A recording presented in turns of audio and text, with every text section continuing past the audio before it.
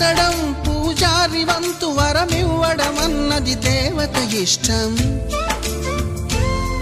ప్రేమించడం ప్రేమికుడి వంతు కరుణించడం అన్నది ప్రేయసి ఇష్టం.